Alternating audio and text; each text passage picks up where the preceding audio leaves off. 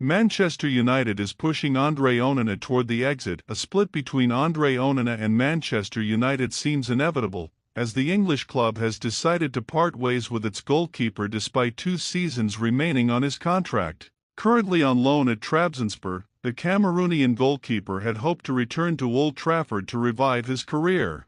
But the Manchester United management no longer counts on him and wants to reduce its payroll, deeming his status incompatible with his high salary. Having arrived in 2023 from Inter Milan for approximately €50 million, Onana has never managed to establish himself as a permanent starter. Several options are now emerging for his future. Trabzonspor wants to keep him, while Besiktas JK is also monitoring the situation, as Monaco could also make another move for him, as could certain clubs in Saudi Arabia.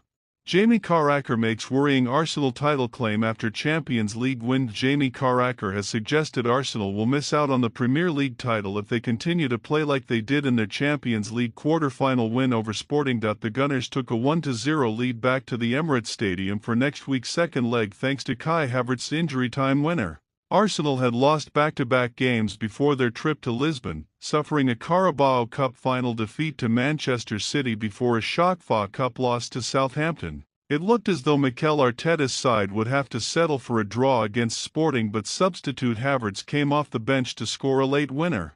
Carragher said beating Sporting was a big result for Arsenal given their recent wobble, but was far from blown away by the Premier League leaders' performance.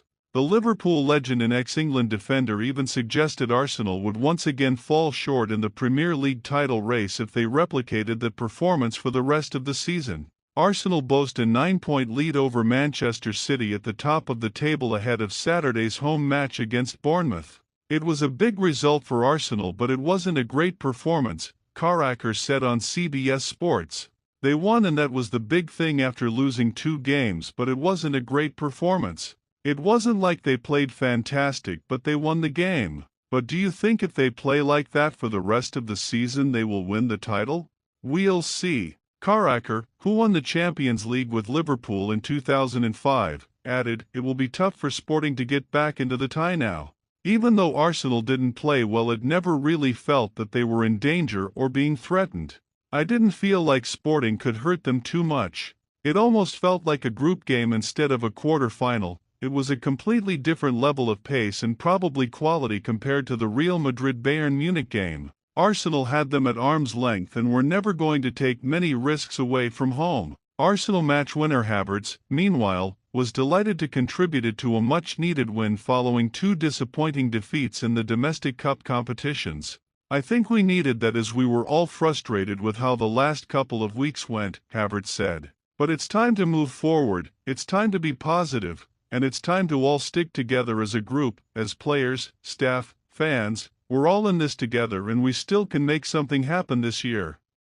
Arsenal remains the only unbeaten team in this year's Champions League as of April 7, after Arsenal defeats Sporting CP 1-0, with Havertz scored the determining goal at 90+1. The Gunners is still the only team who is invincible in this year's Champions League tournament.